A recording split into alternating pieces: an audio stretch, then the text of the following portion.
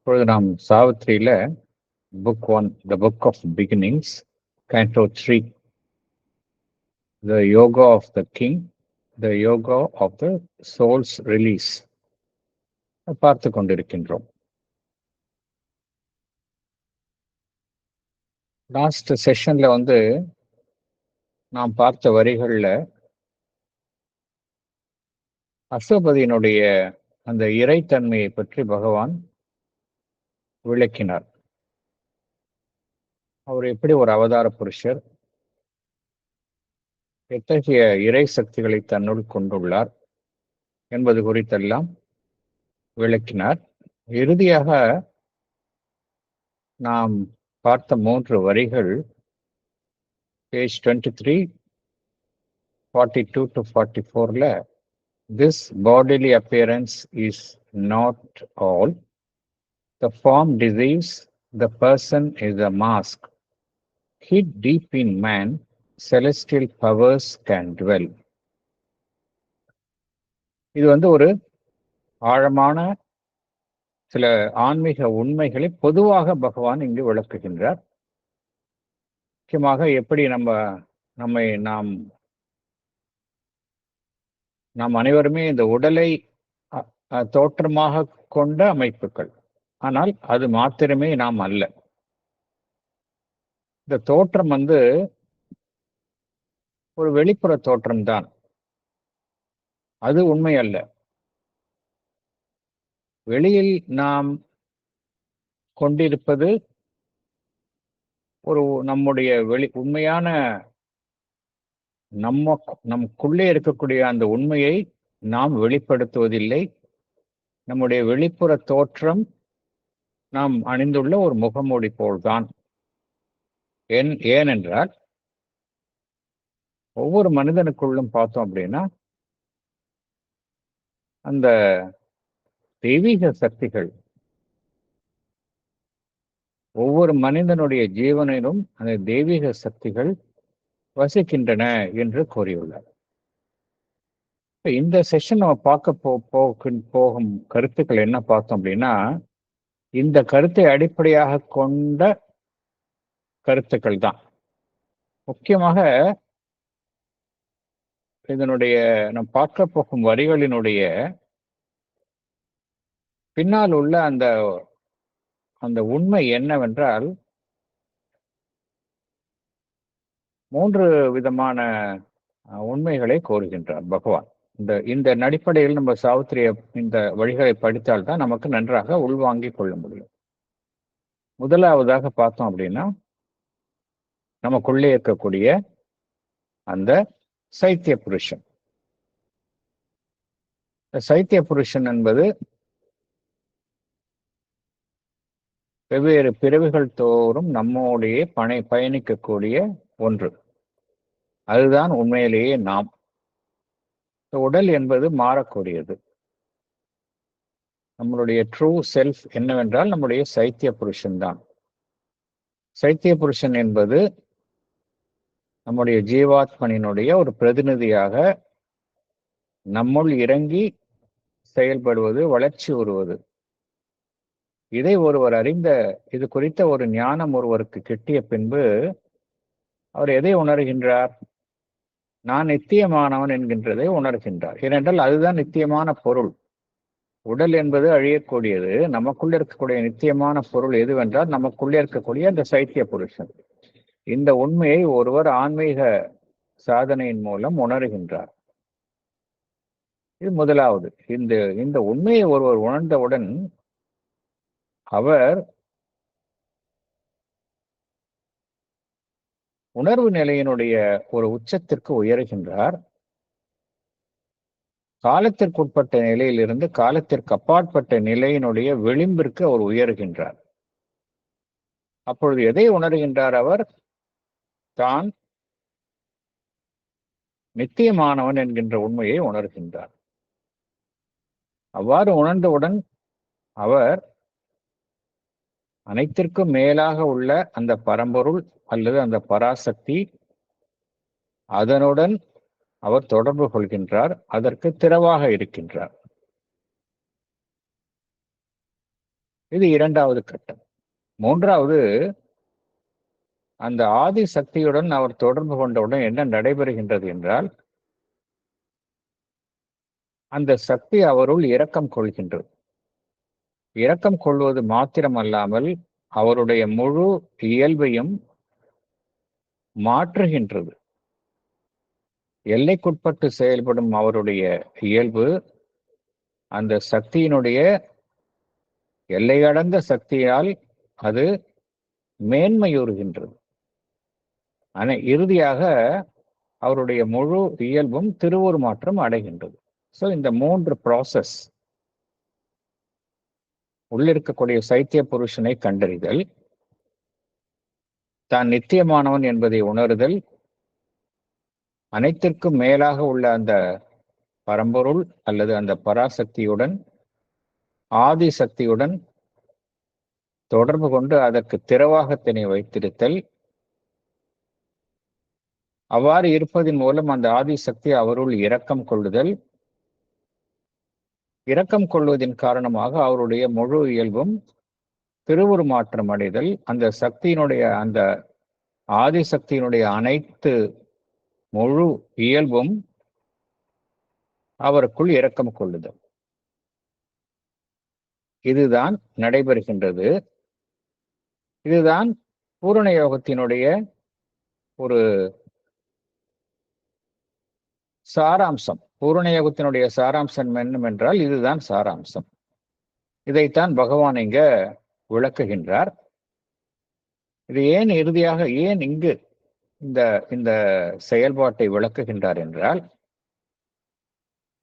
பகவான் அசுபதியினுடைய இந்த யோகத்தை விளக்குவதன் மூலம் எதை கூற விழைகின்றார் என்றால், இந்த ஒரு உயர்வான இலக்கு, இந்த உயர்வான இலக்கு தான் மனிதனுக்கு சாவித்திரியில் அவனுக்கு முன் வைக்கப்படுகின்றது. அதைத்தான் அதை அடையும் வண்ணம்தான் மன்னர் அசுபதி ஒரு முதல் நிலை செயலாளராக செயல்படுகின்றார். முதலில் செயல்படுவராக இங்கு காணப்படுகின்றார். He is a pioneer and forerunner. இந்த ப்ராசஸ்ல அசுபதி அனைத்து மனித குலத்திற்கும் ஒரு முன்னோடியாக செயல்படுகின்றார். இந்த கருத்தை தான் நாம் பார்க்க போகின்றோம். 23ல லைன்ஸ் 45-46 2 வரிகளை பார்க்கலாம். His fragile ship conveys through the sea of years an incognito of the imperishable. முதலில் மேலோட்டமான பொருளை பார்க்கலாம், பின்பு ஆழமாக உள்ளே செல்லலாம். His fragile ship. ஹிஸ்னா மனிதன். இங்க மனிதனை கொடுத்து குறிப்பிடுகின்றார். இந்த பொதுவான கருத்தை பகவான் போன செஷன்ல படைத்த கடைசி 3 வரிகளில் இருந்தே மனிதனை குறித்த பொதுவான கருத்துக்களை சித்தரிக்க ஆரம்பித்துள்ளார். இங்கு ஹிஸ்னா மனிதன், ஒரு மனிதன். His fragile. ஃப்ராஜைல்னா என்ன அர்த்தம்? எப்பொழுதுமே அது ஒரு நித்தியமானது அல்ல. எப்பொழுதுமே அது அழிந்து விடக்கூடியது, சிதைந்து விடக்கூடியது. ஃப்ராஜைல்னா அதான் அர்த்தம். His fragile ship. Sri Aurobindo மனிதனுடைய இந்த உடலை, வாழ்வை பகவான் என்ன கூறுகின்றார்? மனித வாழ்வை பகவான் ஒரு கப்பலுடன் ஒப்படைக்கின்றார். இந்த மனிதனுடைய வாழ்வை பகவான் ஒரு கப்பலுடன் ஒப்படைக்கின்றார். மனிதனுடைய வாழ்வு எவ்வாறு இருக்கின்றது? ஒரு ஃப்ராஜைல் ஷிப் அப்படிங்கிறார். எப்பொழுதுமே சிதைவுறும் தன்மையுள்ள ஒரு கப்பலாக இருக்கின்றது. அது என்ன செய்கின்றது? Conveys through the sea of years. அதன் மூலம்தான் ஒரு மனித வாழ்வு தன்னுடைய பயணத்தை நடத்தி வருகின்றது. எப்படி கப்பல் அந்த சமுத்திரத்தில் பயணம் செய்யுமோ அதே போல மனித வாழ்வு என்ன செய்கின்றது? அந்த எண்ணற்ற காலம், எண்ணற்ற பிறவிகளின் மூலமாக அது பயணம் செய்து கொண்டிருக்கின்றது. மனித வாழ்வு எத்தகையதாக இருக்கின்றது? ஒரு நிரந்தர தன்மையுடையதாக இல்லை. எப்பொழுதுமே ஒரு சிதை சிதைவுக்கு உட்படும் ஒரு கப்பல் எப்படி இருக்கின்றதோ அதே போலத்தான் மனித வாழ்வும் இருக்கின்றது. அது என்ன செய்கின்றது என்றால், எதை அது கொண்டு செல்கின்றது? இந்த கப்பல், மனித வாழ்வு என்னும் கப்பல் பல்வேறு பிறவிகளின் மூலம் எதை கொண்டு செல்கின்றது என்றால், an incognito. இன்காக்னிட்டோ என்றால் என்ன அர்த்தம் அப்படின்னா, அடையாளம் தெரியாது, தன்னுடைய உண்மையான அடையாளத்தை மறைத்து கொண்டு செல்பவரை நாம் இன்காக்னிட்டோ அப்படிம்போம். இன்காக்னிட்டோனா என்ன அர்த்தம்? என்னுடைய உண்மையான அடையாளத்தை மறைத்து கொண்டு நான் வேறொரு இடத்திற்கு என்னை வெளியில் காட்டிக்கொள்ளாமல் செல்வது, அதுதான் incognito. And incognito of the imperishable.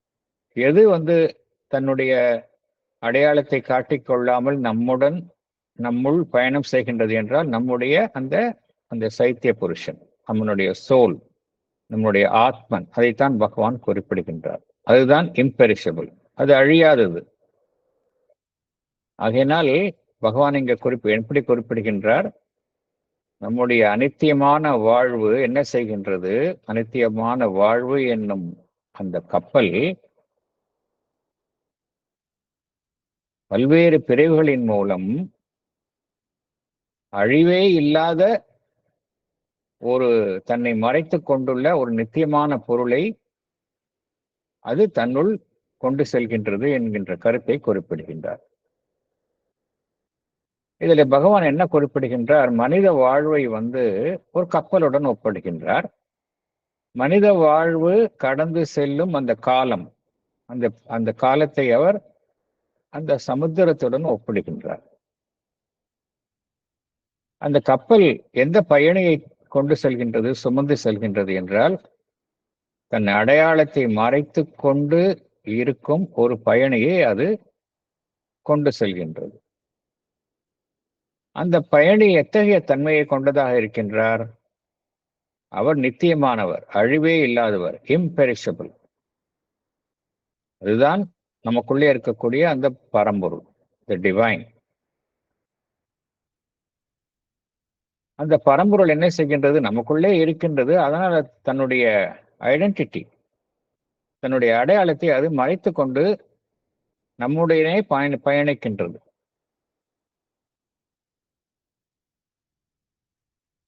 நாம் பார்ப்பது எல்லாமே இந்த எக்ஸ்டர்னல் பர்சனாலிட்டி தான் பார்க்கிறோம். அதற்குள்ளே மறைந்திருப்பது அந்த பரம்பொருள். இந்த பரம்பொருளை எது கொண்டு செல்கின்றது என்றால், அழிவுக்கு உட்படும் நம்முடைய உடல், பெரிஷபிள். அதைத்தான் பகவான் ஃப்ராஜைல் ஷிப் அப்படிங்கிறார். Fragile ship, perishable human body தான் இம்பெரிஷபிள் டிவைனை தன்னுள் கொண்டு செல்கின்றது. இம்பெரிஷபிள் என்ன அர்த்தம்? அழிவே கிடையாது, அது நித்தியமானது. அது காலத்திற்கு உட்பட்டு எந்த விதமான மாற்றத்தையும் அடையாதது. அது பார்த்தோம் அப்படின்னா, வெளிப்புறத்தில் பல்வேறு மனிதர்களின் மூலம் ஒரே மனிதன் தான், ஒரு மனிதன் ஒரு பிறவியில் ஒரு மாதிரி இருக்கின்றான், மற்றொரு பிறவியில் வேறொருவனாக இருக்கின்றான், பிறிதொரு பிறவியில் வேறொருவனாக இருக்கின்றான். ஆனால் இதெல்லாம் முகமூடிகள். உள்ள இருக்கக்கூடிய அந்த சைத்திய புருஷன் தான் இத்தகைய வெளிப்புற முகமூடிகளை அணிந்து கொண்டு பயணிக்கின்றது.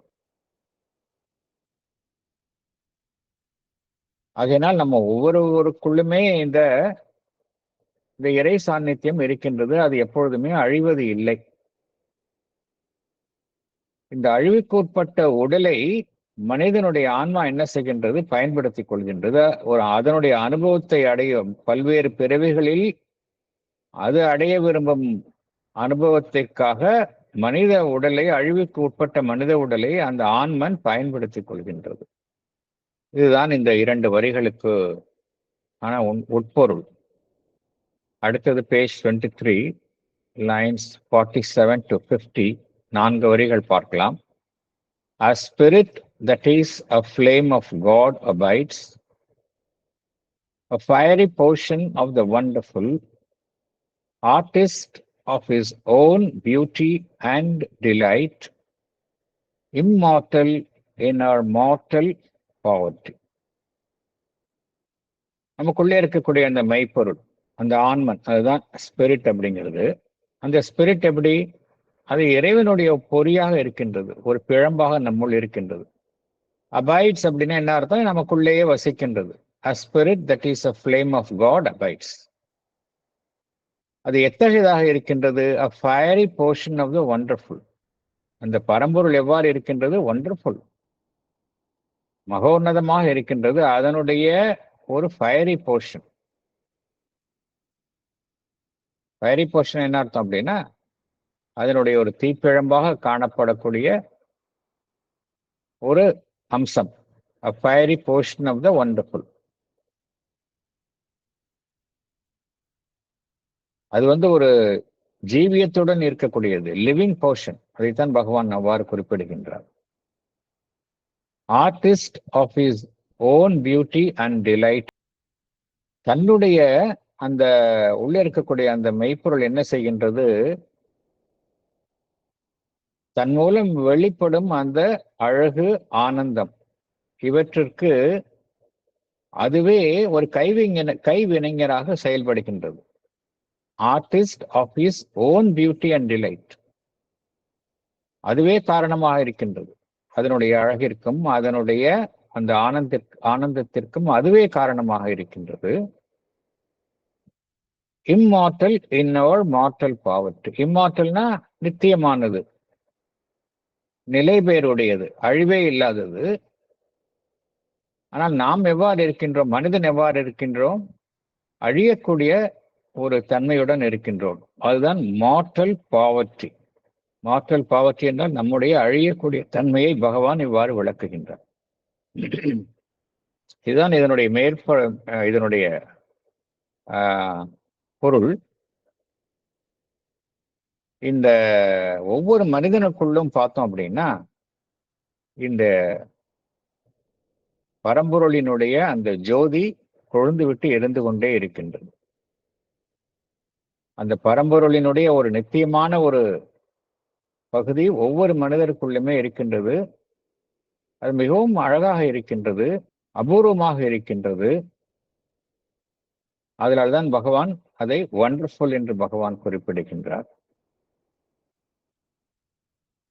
அந்த ஆன்மன், மனிதனுடைய ஆன்மன் என்ன செய்கின்றது? அதுவே அதனுடைய வடிவம், அதனுடைய அழகை கொண்டுள்ள வடிவத்தை அதுவே அது உருவாக்குகின்றது, சிருஷ்டிக்கின்றது. அதன் மூலம் என்ன செய்கின்றது? அந்த ஆனந்தத்தை அது வாழ்விற்கு தருவிக்கின்றது.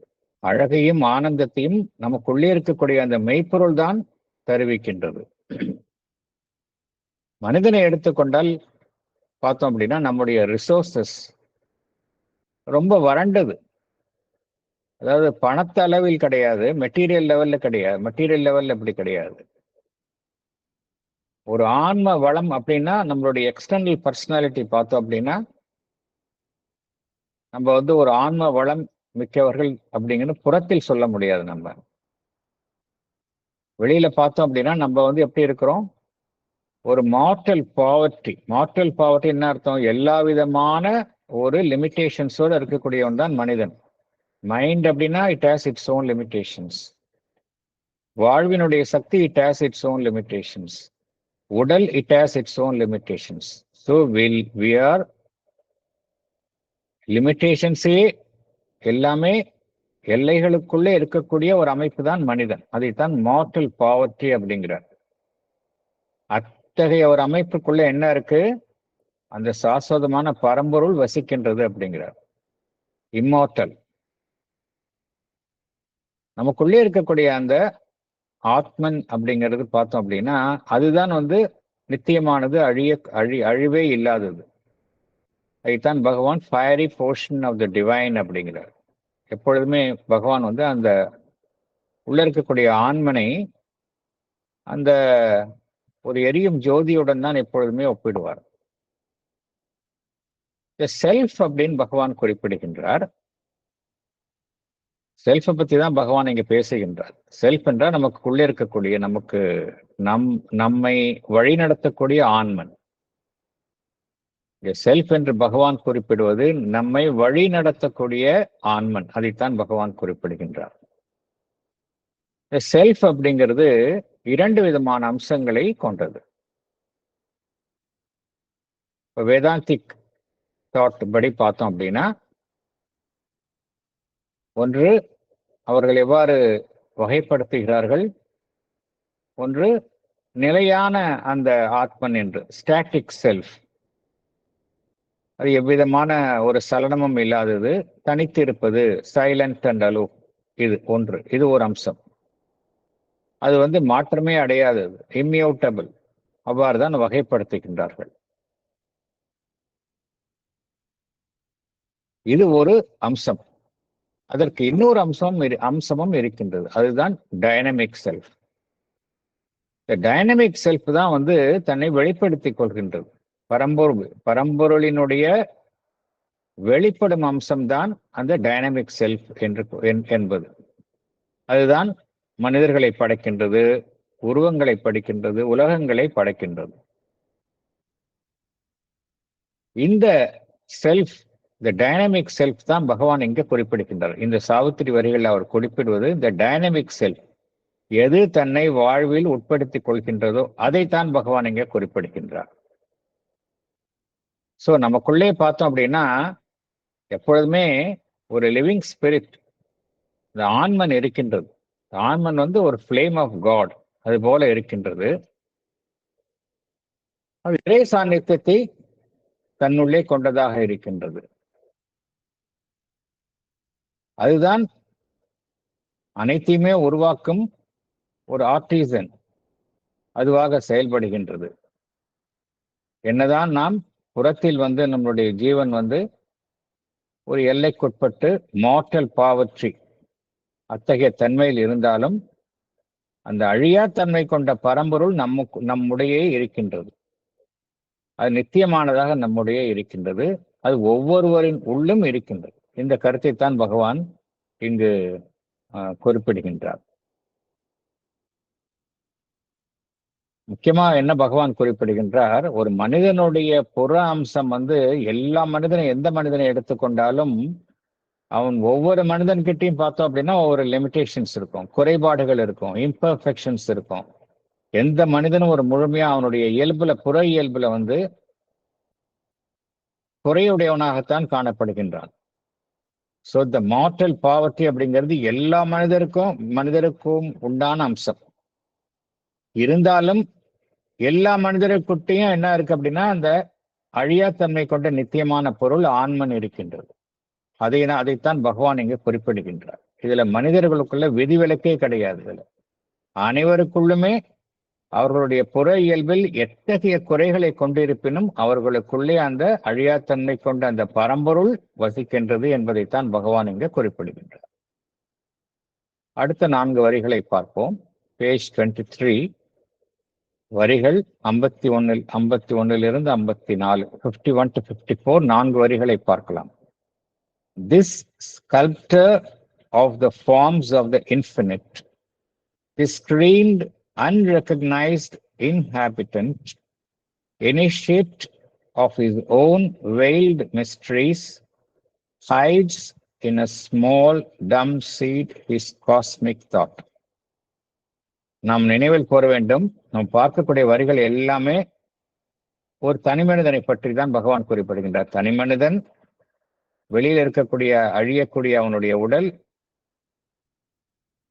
அதற்குள்ளே இருக்கக்கூடிய நித்தியமான அவனுடைய பொருள், அவனுடைய அந்த நித்தியமான பொருளான அவனுடைய ஆன்மன், அதனுடைய வளர்ச்சி, அதனுடைய தன்மை குறித்து தான் இந்த வரிகள் எல்லாத்திலையும் குறிப்பிடுகின்றார். சோ இந்த திஸ் ஸ்கல்ப்டர் என்ன அர்த்தம்? சிற்பி. யார் சிற்பியாக இங்க செயல்படுகின்றார்? இந்த சிற்பி என்ன செய்கின்றார்? This sculptor of the forms of the infinite. இந்த உள்ள இருக்கக்கூடிய பரம்பொருள் எவ்வாறு செயல்படுகின்றது? சிற்பியாக செயல்படுகின்றது. அந்த சிற்பி என்ன செய்கின்றது? எதை வடிக்கின்றது? எல்லையற்ற பரம்பொருளிலிருந்து எல்லைக்குட்பட்ட வடிவங்களை அது வடிக்கின்றது. This sculptor of the forms of the infinite. நாம் எல்லோருமே எல்லைக்குட்பட்ட வடிவங்கள். யார் நம்மை வடிக்கின்றார்கள்? நமக்குள்ளே இருக்கக்கூடிய அந்த ஆன்மன் தான் நம்முடைய புற தோற்றத்தை உண்டாக்குகின்றது. அதை புரிந்து கொள்ளணும். எல்லாரும் பொதுவாக என்ன நினைத்துக் கொண்டிருக்கின்றோம்? முதலில் நமக்கு உடல் இருக்கின்றது, இந்த உடல் இருப்பதினால் நமக்கு ஆன்மா இருக்கின்றது என்று நினைத்துக் கொண்டிருக்கின்றோம். அது தவறு. பகவான் லைஃப் டிவைன்லயும் சொல்றாரு, எல்லா இடத்துலயும் ரொம்ப கேட்டகாரிக்கலா சொல்றாரு. ஒவ்வொரு மனிதனுக்குள்ளே இருக்கக்கூடிய அந்த ஆன்மன் இருப்பதினால்தான் அந்த உடல் இருக்கின்றது. வெறும் மனிதர்கள் மாத்திரம் இல்ல, எல்லா சடப்பொருளுக்குள்ளேயும் அந்த சடப்பொருள் எதனால் இருக்கின்றது என்றால் அதற்குள்ளே இருக்கக்கூடிய அந்த மெய்ப்பொருள் ஸ்பிரிட். இந்த ஸ்பிரிட்டை வெளிப்படுத்தக்கூடிய ஒரு வடிவமாகத்தான் வெளியில இருக்கின்றதை ஒழிய அந்த வடிவம் இருப்பதினால் அதற்குள்ள மெய்ப்பொருள் இருப்பது அல்ல. புரிந்து கொள்ளணும் அது. அதனால எது அடிப்படை என்றால் உள்ளே இருக்கக்கூடிய அந்த மெய்ப்பொருள். மனிதனுடைய அடிப்படை எது என்றால் உள்ளே இருக்கக்கூடிய அந்த ஆன்மன். இதைத்தான் பகவான் குறிப்பிடுகின்றார். This sculptor of the forms of the infinite. எல்லையற்ற தன்மை, எல்லையற்ற தன்மை எல்லைக்குட்பட்ட வடிவங்களை அமைக்கும் ஒரு சிற்பியாக நமக்குள்ள இருக்கக்கூடிய அந்த பரம்பொருள் இருக்கின்றது. அது எப்படி இருக்கின்றது? This screened. அது தன்னை மறைத்து கொண்டு இருக்கின்றது. Unrecognized. நம்மால் அதை கண்டுகொள்ள முடியவில்லை. Inhabitant. வசிப்பவர். நமக்குள்ள இருக்கக்கூடிய நாம் அறியாத மறைவில் செயல்படும் அந்த வசிப்பவர். அது யார்? அந்த பரம்பொருள். நமக்குள்ளே இருக்கக்கூடிய அந்த பரம்பொருள். அவர் எத்தகையவர்? Initiate of his own veiled mysteries அப்படிங்கிறார். இனிஷியேட்னா என்ன அர்த்தம்? புதிதாக ஒருவர் ஒரு அமைப்பில் சேரும் பொழுது அவரை இனிஷியேட் அப்படின்னு சொல்லுவோம். நமக்குள்ளே இருக்கக்கூடிய அந்த பரம்பொருள் எவ்வாறு செயல்படுகின்றது? நாம் அறியாத அந்த மறைப்பொருளான விஷயங்கள் அதை அறிந்து செயல்படும் ஒரு அம்சமாக அது நமக்குள்ள இருக்கு. நமக்குள்ளே இருக்கக்கூடிய அது எவ்வாறு இருக்கின்றது? நமக்குள்ளே இருக்கக்கூடிய அறியாத மறைபொருளான விஷயங்களை அறிந்து செயல்படும் ஒரு அமைப்பாக இருக்கின்றது. Initiate of his own veiled mysteries. Hides in a small dumb seed his cosmic thought. Hidesனா அது மறைக்கின்றது. எதை மறைக்கின்றது? எதனுள் மறைக்கின்றது? ஸ்மால் டம் சீட் அப்படிங்கிறார். ஒரு விதை இருக்கின்றது, சிறிதாக இருக்கின்றது. அது புறத்தில் எவ்வித ஒரு செயல்பாடும் அற்றதாக இருக்கின்றது. அதற்குள்ளே மறைக்கின்றது. Hides in a small dumb seed. எதை மறைக்கின்றது? His cosmic thought. பிரபஞ்சம் தழுவிய தன்னுடைய எண்ணத்தை அதற்குள் அது மறைத்து வைக்கின்றது. இதனுடைய ஆழமான பொருளை பார்க்கலாம். நம்ம இதுதான் மேற்பொருளை மேலோட்டமா வார்த்தைக்கான பொருளை பார்க்கின்றோம். இதனுடைய ஆழமான பொருளை பார்க்கலாம். இந்த செல்ஃப் என்று சொல்கின்றோமே, இங்கு பகவான் கூறப்படிய அந்த செல்ஃப் என்பது அந்த ஆத்மன் என்ன செய்கின்றது? அதுதான் கணக்கிலடங்கா தோற்றங்களை அந்த எல்லையற்ற பரம்பொருளில் இருந்து கணக்கிலடங்கா தோற்றங்களை அதுதான் உருவாக்குகின்றது. ஒவ்வொரு பிறவிதோறும் அதுதான் கணக்கிலடங்கா தோற்றங்களை உருவாக்குகின்றது. இந்த தோற்றங்கள் எல்லாம் பார்த்தோம் அப்படின்னா தாம் அழியக்கூடியவைதான். இருந்தாலும் அது எதனுடைய ஒரு வடிவ அமைப்புகளாக காணப்படுகின்றன என்றால் அந்த பரம்பொருளினுடைய வடிவ அமைப்புகளாகத்தான் காணப்படுகின்றன. இருந்தாலும் அவை அழியக்கூடியவை தான், பெரிஷபிள் தான். அவ்வாறு இருக்கக்கூடிய அனைத்து தோற்றங்களுக்கும் உள்ளே உள் வசிக்கும் அந்த இறை அம்சம், திரைக்கு பின் இருக்கும் இறை அம்சம் நம்முடைய புற மனதினாலோ புற அமைப்பினாலோ நாம் கண்டறிய முடிவது இல்லை. It goes unrecognized. அதைத்தான் பகவான் என்ன குறிப்பிடுகின்றார்? அன்ரெகக்னைஸ்ட் இன்ஹாபிட்டன்ட். நமக்குள்ளே இருக்கக்கூடிய அந்த ஆண்மனையோ சைத்திய புருஷனையோ நம்மால் வெளிப்புறத்திலிருந்து பார்க்கும் பொழுது நம்மால் அறிந்து கொள்ள முடிவது இல்லை. நாம் பார்க்கிறது எல்லாமே நம்முடைய புறத்தோற்றத்தை தான் பார்க்கின்றோம். தோன்றி மறையக்கூடிய அந்த புறத்தோற்றத்தை தான் பார்க்கின்றோமே ஒழிய அதற்கு பின்னால் இருக்கக்கூடிய அந்த உண்மை, அந்த மெய்ப்பொருளை நாம் காண மறுக்கின்றோம். வாழ்வில் நம்ம பார்த்தோம் அப்படின்னா நிறைய விஷயங்கள் மறைபொருளாக நடைபெறுகின்றன. நம்மால் அறிய முடிவதில்லை. ஆனால் மறைபொருளாக காணப்படுகின்றன. நம்முடைய புறத்தோற்றத்திலிருந்து அவை மறைக்கப்படுகின்றன. ஆனால் நமக்குள்ளே இருக்கக்கூடிய அந்த இறையம்சம், வசிக்கும் இறையம்சம் அதை அறிந்து வைத்துள்ளது. இந்த பகவான் இங்க கூறக்கூடிய அந்த செல்ஃப் ஆத்மன் என்பது பார்த்தோம் அப்படின்னா ஜீவாத்மனை பகவான் குறிப்பிடுகின்றார். ஜீவாத்மன் என்பது வேறு, நமக்குள்ள இருக்கக்கூடிய சைத்திய புருஷன் என்பது வேறு. அதை நான் விளக்குகின்றேன்.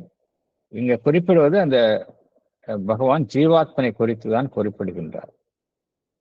ஜீவாத்மன் பார்த்தோம் அப்படின்னா அனைத்து நம்முடைய பிறவிகள், பல்வேறு பிறவிகளை அதுதான் வழி நடத்துகின்றது, தலைமை தாங்கி வழி நடத்துகின்றது. ஆனால் அது ஒவ்வொரு பிறவிக்குள்ளும் தன்னை பரிணாம வளர்ச்சிக்குள் ஈடுபடுத்திக் கொள்வது இல்லை. தன்னுடைய பிரதிநிதியாக நம்முடைய சைத்திய புருஷனை தான் அது உள்ளே அனுப்புகின்றது. ஸோ இந்த ஜீவாத்மனை பகவான் எப்பொழுதுமே, இந்த செல்ஃப் என்றால் ஜீவாத்மன், பகவான் ஜீவாத்மனை சென்ட்ரல் பீயிங் என்றும் விவரிக்கின்றார். அது பரிணாமத்திற்குள் தன்னை ஈடுபடுத்திக் கொள்வது இல்லை. தன்னுடைய பிரதிநிதியாக பல்வேறு பிறவிகளில் சைத்திய புருஷனைத்தான் அது உள்ளே அனுப்பி அனுபவங்களை அது பெற்றுக்கொள்ள செய்கின்றது. அது வளர்கின்றது. சைத்திய புருஷன் தான் வளர்கின்றது. இந்த சைத்திய புருஷன் எதன் மூலம் வளர்கின்றது என்றால், அந்த ஜீவாத்மன் அது விதைத்த ஒரு உண்மை. ஜீவாத்மன் என்ன செய்கின்றது? சைத்திய புருஷனுள் ஒரு உண்மையை விதைக்கின்றது. அந்த விதையைத்தான் சைத்திய புருஷன் என்ன செய்கின்றது? பல்வேறு பிறவிகளின் மூலம் வளர்ச்சி செய்து கொண்டே இருக்கின்றது. இதுதான் உண்மை. இதைத்தான் இங்கு பகவான் என்ன கூறுகின்றார்? Initiate of his own veiled mysteries, hides in a small dumb seed his cosmic thought. பிரபஞ்சம் குறித்த அனைத்து உண்மைகளும் பார்த்தோம் அப்படின்னா எங்க இருக்கு அப்படின்னா, நமக்குள்ள இருக்கக்கூடிய அந்த சைத்திய புருஷனில் விதைக்கப்பட்டுள்ள அந்த விதைக்குள் அது இருக்கின்றது, மறைவாக இருக்கின்றது. அதுதான் ஒரு ஆன்மனினுடைய சாராம்சமாக இருக்கின்றது. சோல் எசன்ஸ் அதுதான் இருக்கின்றது. அதனால என்ன புரிந்து கொள்ளணும் அப்படின்னா, இங்க செல்ஃப் ஆத்மன் என்பது வேறு. ஆத்மன் என்றால் ஜீவாத்மன். அது பல்வேறு பிறவிகளின் மூலம் மாறுபாடுகளை அது அடைவது கிடையாது, மாற்றமில்லாமல் இருப்பது. மாற்றத்தை எது அடைகின்றது என்றால் நமக்குள்ளே இருக்கக்கூடிய சைத்திய புருஷன். சைத்திய புருஷன் என்பது அந்த ஜீவாத்மனுடைய பிரதிநிதியாக ஒவ்வொரு மனிதருக்குள்ளும் ஒவ்வொரு பிறவியின் மூலம் அது செயல்பட்டு கொண்டு இருக்கின்றது. அதுதான் பிறவிதோறும் வளர்ந்து கொண்டே செல்கின்றது, அனுபவங்களை பெற்றுக்கொண்டே செல்கின்றது. இறுதியில் என்ன செய்கின்றது? நன்றாக வளர்ச்சி அடைந்த நிலையில் ஒரு சைக்கிக் பர்சனாலிட்டி, ஒரு முழு வளர்ச்சி அடைந்த சைத்திய புருஷனாக அது மாறுகின்றது. அவர்களைத்தான் நாம் சைத்திய புருஷன், நாம் என்ன சொல்கின்றோம்? சித்த புருஷர்கள் என்று கூறுகின்றோம். சோ எதன் மூலம் வளர்கின்றது? நமக்குள்ள இருக்கக்கூடிய அந்த சைத்திய புருஷன் எதன் மூலம் வளர்கின்றது என்றால், அந்த ஜீவாத்மனினுடைய ஒரு அழுத்தத்தின் காரணமாகத்தான் அது வளர்ந்து கொண்டே இருக்கின்றது. ஆனால் அத்தகைய நமக்குள்ளே இருக்கக்கூடிய வசிக்கும் அந்த பரம்பொருளை நாம் அறிவது இல்லை. அதைத்தான் பகவான் அன்ரெகக்னைஸ்டு இன்ஹாபிட்டன்ட் என்று பகவான் குறிப்பிடுகின்றார்.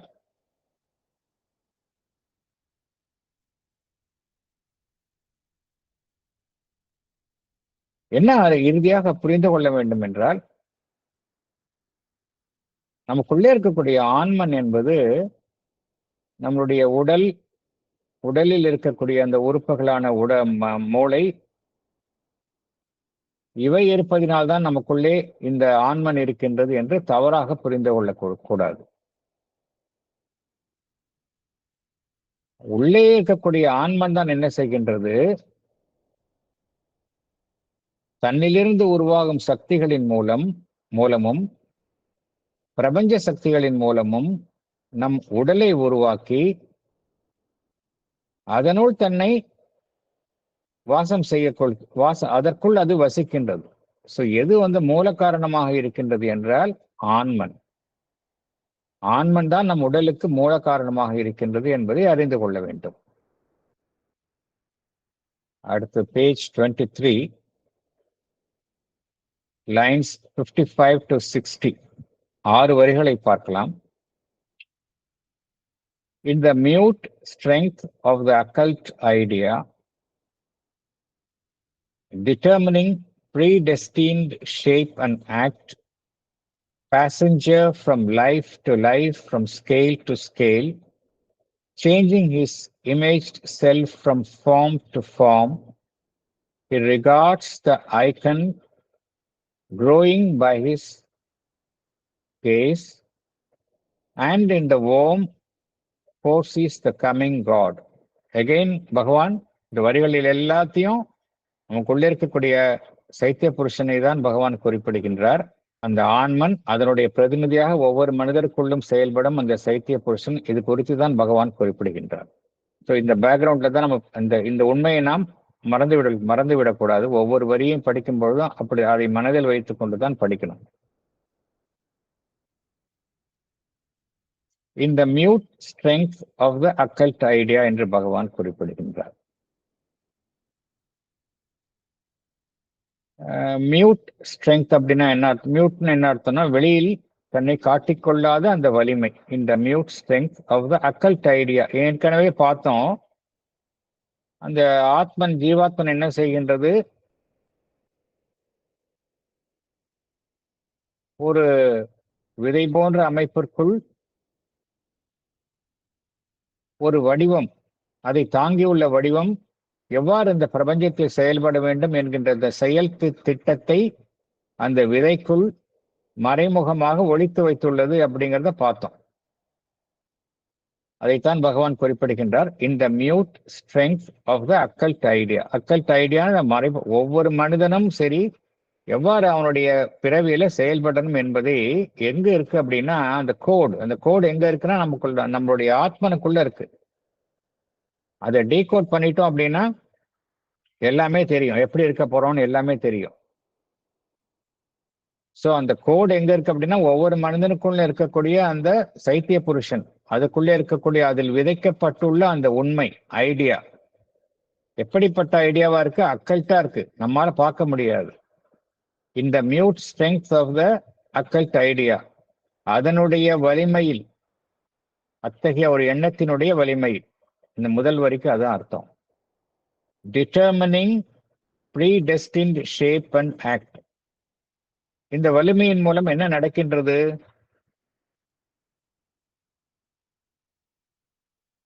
ஒவ்வொரு வடிவமும் ஒவ்வொரு செயலும் ஏற்கனவே தீர்மானிக்கப்படுகின்றன. எல்லாமே பார்த்தோம் அப்படின்னா எல்லாமே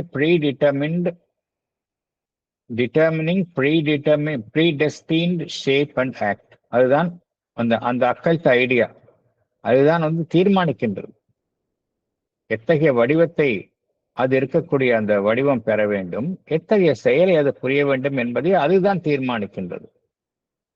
அது எத்தகையதாக இருக்கின்றது? Passenger from life to life, ஒவ்வொரு வாழ்விலும் பயணிக்கும் ஒரு பயணியாக இருக்கின்றது. ஒரு வாழ்வு, பின்பு மறுவாழ்வு, பின்பு மறுவாழ்வு, மறுபிறவி என்று ஒவ்வொரு வாழ்விற்கும் பயணிக்கும் பிறவியாக அதுதான் இருக்கின்றது. Passenger from life to life, from scale to scale. Scale to scale என்ன அர்த்தம்?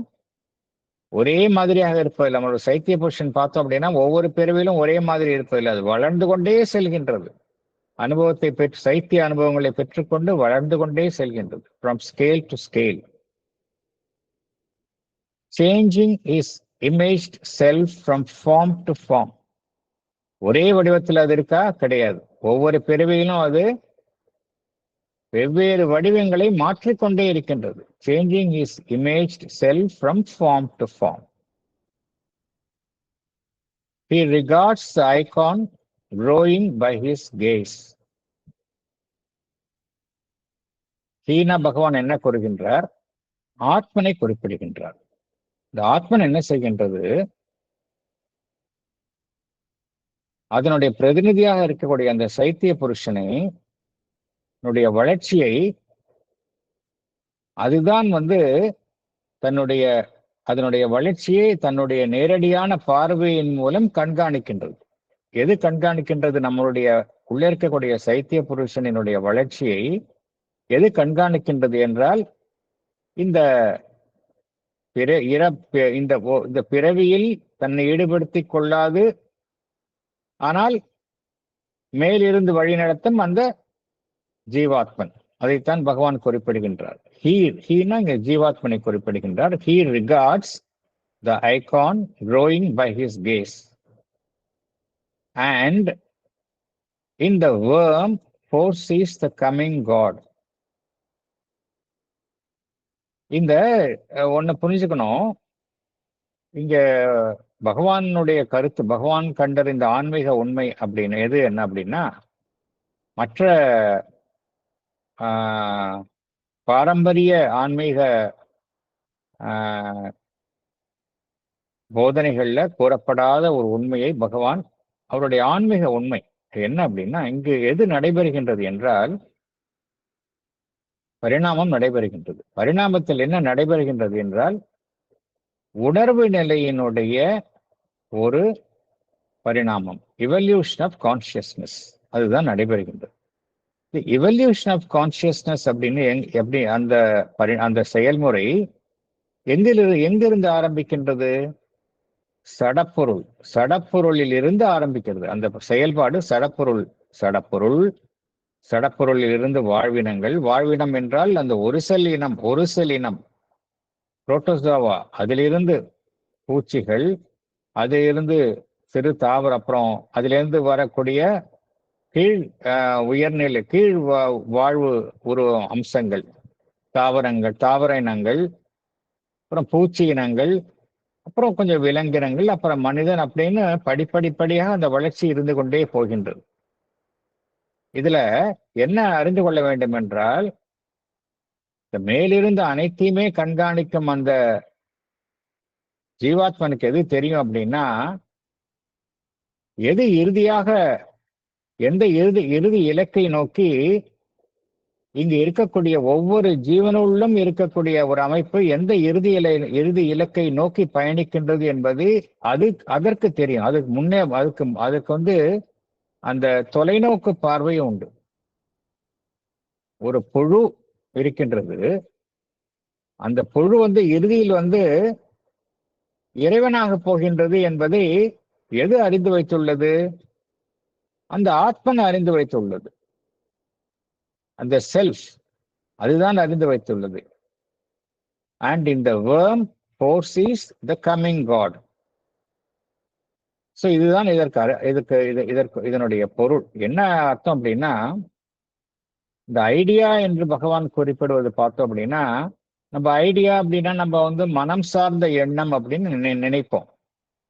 ஆனால் லைவ் டிவைன் ரெகுலரா ஃபாலோ பண்றவங்களுக்கு தெரியும், எப்பொழுதுமே பகவான் ஐடியா என்றால் ரியல் ஐடியா அப்படிம்பார், ஹைஃபனேட்டடா சொல்வார். ரியல் ஐடியா அப்படிங்கிற வார்த்தை நம்ம லைவ் டிவைன்ல மீண்டும் மீண்டும் பார்க்கின்றோம். ரியல் ஐடியா என்றால் என்ன அர்த்தம் அப்படின்னா, அதிமனதினுடைய செயல் திட்டம். எப்படி ஒரு பில்டிங் கட்டுறோம் அப்படின்னா, அந்த பில்டிங்கோடைய ப்ளூ பிரிண்ட் எப்படி, இந்த பில்டிங்கோடைய எல்லாமே இந்த ப்ளூ பிரிண்ட்ல வந்துடும்.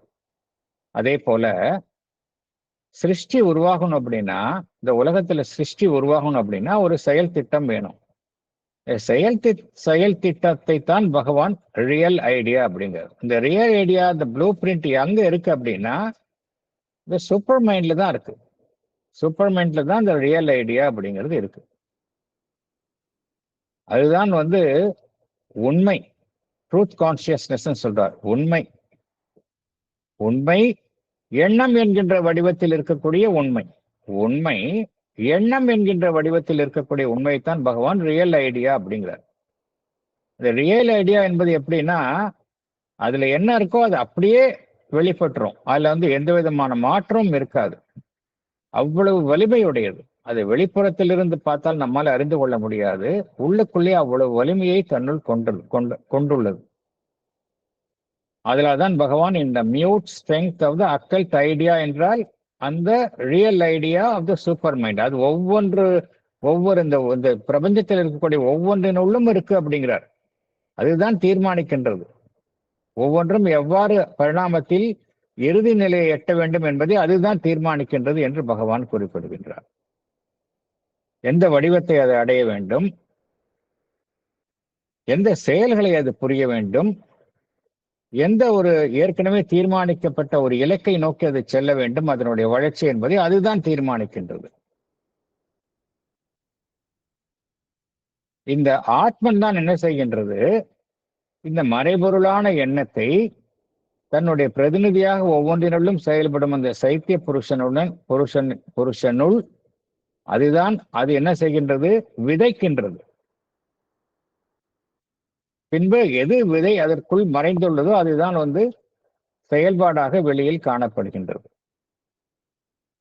இந்த கருத்தை தான் இங்கு பகவான் குறிப்பிடுகின்றார். ஏனென்றால் ஒவ்வொரு பிறவியிலும் பார்த்தோம் அப்படின்னா நம்முடைய ஆன்மன் என்ன செய்கின்றது, நம்முடைய ஒரு குறிப்பிட்ட ஒரு வெளிப்புறத்தில் ஒரு தோற்றத்தை ஏற்படுத்துகின்றது.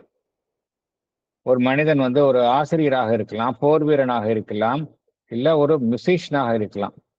அவனுக்கென்றே ஒரு நோக்கம் இருக்கின்றது. வேறொரு பிறவியில பார்த்தோம் அப்படின்னா வேறொரு தொழிலை செய்பவனாக இருக்கலாம். இதெல்லாம் எப்படி தீர்மானிக்கப்படுகின்றது என்றால் இந்த மறைந்துள்ள அந்த ரியல் ஐடியா அதுதான் ஏன்னா ஒவ்வொரு நோக்கத்திற்காகவும் அது செயல்படுகின்றது. அந்த செயல்பாட்டின் மூலம் அது என்ன அடைகின்றது என்றால் அனுபவத்தை அது அடைந்து கொள்கின்றது. அந்த அனுபவத்தை ஒவ்வொரு பிறவிதோறும் அது தேக்கி வைத்துக் கொண்டு மற்ற பிறவிக்கு எடுத்து செல்கின்றது. எவையெல்லாம் அந்த சைத்திய அனுபவங்களாக இருக்கின்றதோ அவைகளை மாத்திரமே தான் அது எடுத்து செல்கின்றது. எல்லா அனுபவங்களையும் அது எடுத்துக்கொண்டு செல்வது கிடையாது. இதைத்தான் பகவான் இங்கு குறிப்பிடுகின்றார். இதை பகவான் எவ்வாறு குறிப்பிடுகின்றார், passenger from life to life, from scale to scale அப்படிங்கிறார். அது ஒவ்வொரு வாழ்விலும் பயணிக்கும் ஒரு பயணியாக செயல்படுகின்றது. ஒவ்வொரு வாழ்விலும் என்ன செய்கின்றது, அதனுடைய வளர்ச்சி ஒரு நிலையிலிருந்து மற்றொரு நிலைக்கு வளர்ந்து கொண்டே செல்கின்றது. இருந்தாலும் அது தன்னை வெளிக்காட்டுக் கொள்வதில்லை. மறைந்து செயல்படும், மறைந்து வசிக்கும் ஒரு அமைப்பாக அது செயல்படுகின்றது. சீக்ரெட் இன்ஹாபிட்டன்ட் என்று பகவான் குறிப்பிடுகின்றார்.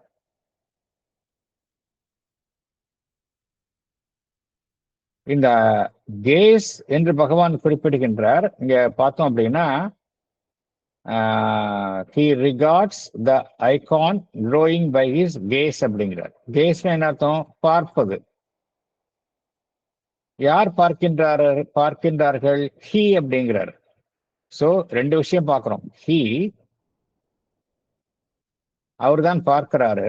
பார்ப்பதன் மூலம் என்ன நடைபெறுகின்றது, இந்த பார்க்கப்படும் பொருள் இந்த ஐகான் வளருகின்றது. சோ இங்க ரெண்டு விஷயம் இருக்கு.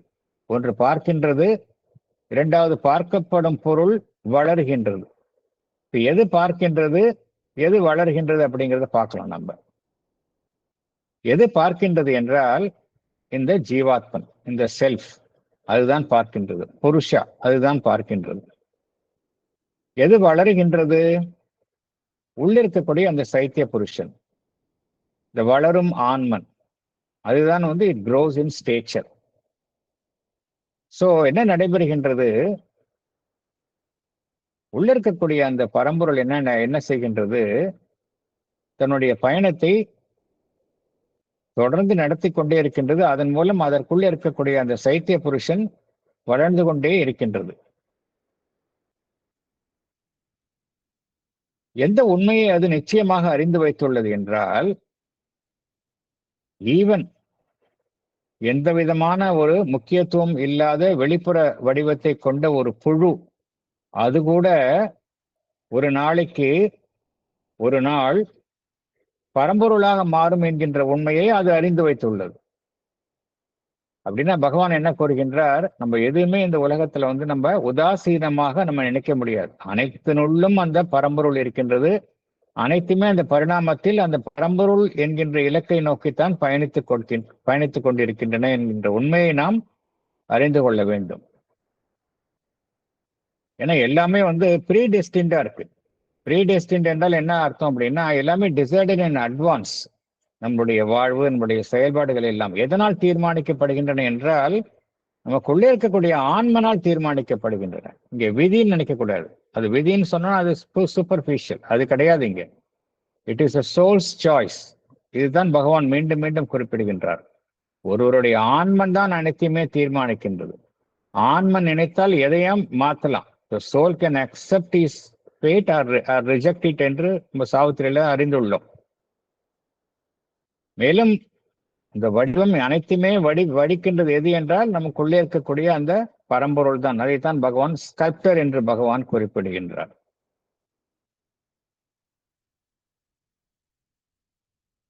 முக்கியமாக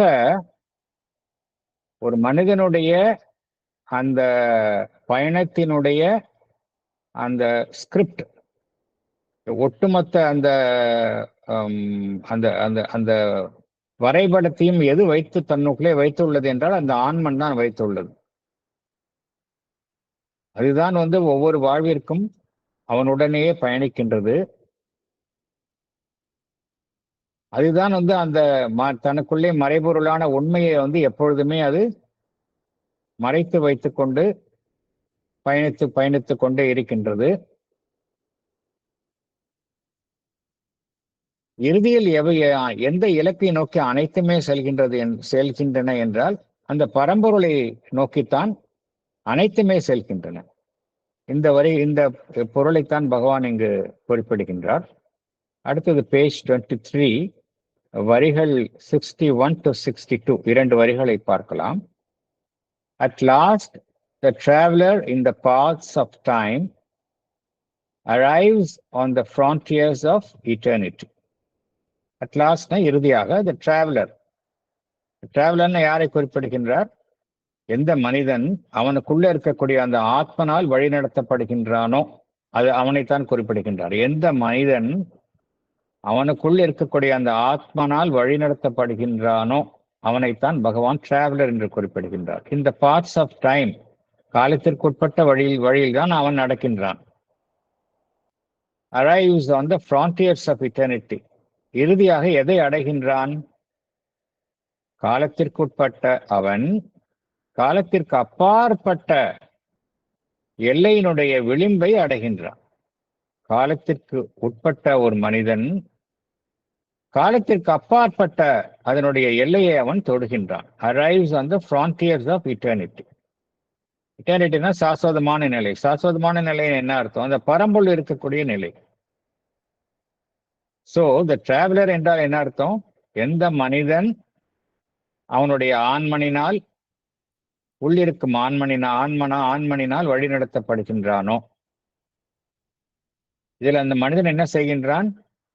ஆயிரக்கணக்கான பிறவிகளையும் வாழ்வுகளையும் கடந்து செல்கின்றான். அதன் மூலம் அவன் வளருகின்றான். வளர்ந்து என்ன செய்கின்றான்? ஒரு முழு ஆன்ம வளர்ச்சியை அவன் எட்டுகின்றான். ஒரு நாள் அவன் எதை அடைகின்றான்?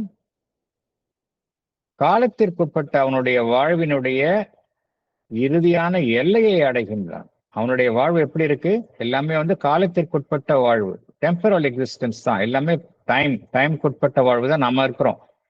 ஆனால் நம்ம அந்த சைத்திய புருஷனுடைய வளர்ச்சி நமக்குள்ள முழுவதுமாக அடைந்தவுடன் நம்ம எதை அடைகின்றோம்? காலத்திற்கு அப்பாற்பட்ட அந்த பரம்பொருள் இருக்கக்கூடிய அந்த நிலையை ஒவ்வொருவருமே எட்டுகின்றோம். அந்த இடத்துல அந்த இடத்துல என்ன நடைபெறுகின்றது? இந்த ஃப்ரான்டியர்ஸ் ஆஃப் இட்டர்னிட்டி என்று பகவான் குறிப்பிடுகின்றாரே, அந்த இடத்துல என்ன நடைபெறுகின்றது? மாறுதலுக்கு உட்பட்ட அந்த காலமும் நித்தியமாக இருக்கக்கூடிய அந்த காலத்திற்கு அப்பாற்பட்ட நிலையும் இணைகின்றன, ஒன்று சேருகின்றன. டைம் அண்ட் இட்டர்னிட்டி மீட்ஸ் அந்த இடத்துல. ஏன்னா உள்ள இருக்க ஒவ்வொரு மனிதனுக்குள்ள இருக்கக்கூடிய அந்த ஆன்மன் அந்த பரம்பொருளினுடைய ஒரு பகுதி தான் இல்லையா? சாஸ்வதமான அந்த பரம்பொருளினுடைய ஒரு பகுதி தான் ஒவ்வொரு மனிதனுக்குள் இருக்கக்கூடிய அந்த ஆத்மன் என்பது. அது வளர்ந்து கொண்டே செல்கின்றது. ஒவ்வொரு வாழ்விலும் அது வளர்ந்து கொண்டே செல்கின்றது. ஒரு கட்டத்தை அது எட்டுகின்றது. ஒரு கட்டத்தை எட்டியவுடன் அது என்ன நடைபெறுகின்றது என்றால், அது முழுவதுமாக தன்னுடைய மூலமான அந்த சாஸ்வதமான அந்த மூலத்துடன் தன்னை அடையாளம் கண்டு கொள்கின்றது. தான் அதுதான், அது வேறு தான் வேறு அல்ல என்கின்ற உண்மையை அது அறிகின்றது. சோ இந்த நிலையைத்தான் பகவான் குறிப்பிடுகின்றார். இதுதான் இறுதி கட்டமாக ஒவ்வொரு மனிதனுக்கும் இருக்க முடியும் என்று பகவான் குறிப்பிடுகின்றார். நாம் இத்துடன் இந்த செஷனை முடித்துக் கொள்ளலாம்.